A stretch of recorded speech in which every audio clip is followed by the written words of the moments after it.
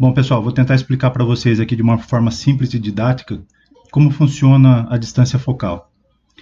Imagine que aqui nós temos um esquema, né, o bico da caneta com a lente, e essas linhas vermelhas aqui são os raios que estão vindo ali do tubo.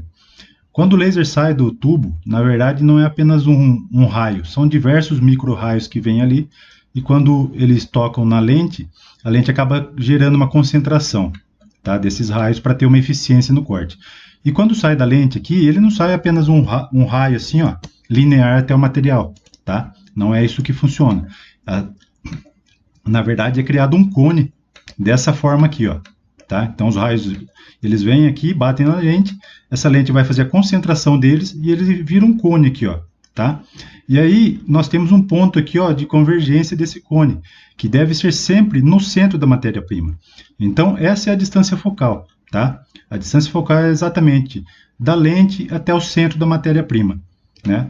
Então, nesse exemplo aqui, ó, eu tenho uma chapa de 3 milímetros, tá? Então, as medidas aqui, elas estão aleatórias, tá, pessoal? Cada dimensão de lente, diâmetro de lente, possui uma distância focal equivalente. Então, aqui, ó, a distância da lente até o centro da minha matéria-prima está dando 73,50, 73,5, certo? E a distância do bico da caneta para a matéria-prima, 10 milímetros e 96 décimos, certo? Então, ponto de concentração deve ser no centro da matéria-prima, né? A distância focal seria essa a medida correta. Quando você sempre ajusta com o mesmo padrão, né, e colocando embaixo do bico ali, independente da altura da matéria-prima, você acaba tendo uma distorção, né, na variação da distância focal. Por exemplo, se você reparar aqui, né, a chapa de 3 milímetros, eu tenho a distância de 10,96 para o bico da matéria-prima, e a distância focal de 73,5. Aqui eu estou com uma matéria-prima de 6 milímetros de espessura. A distância focal continua a mesma, 73,5 da lente até o centro da matéria-prima.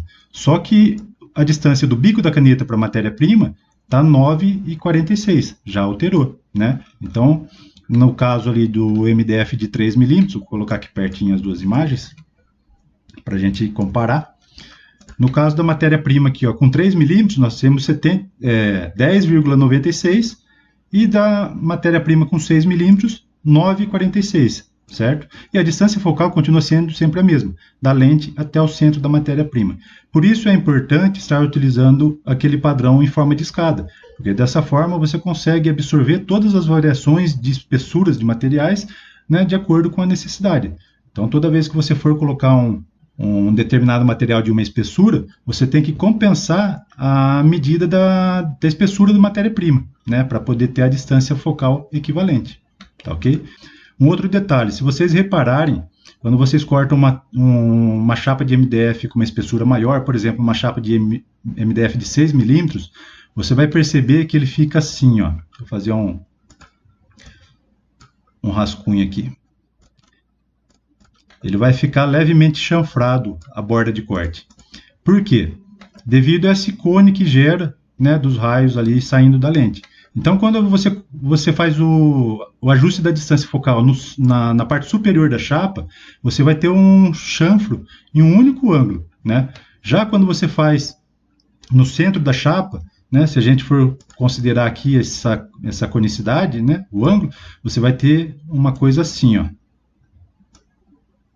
Então, acaba dividindo, né, esse chanfro metade para cada lado, devido a essa convergência que ocorre aqui dos raios. Tá ok?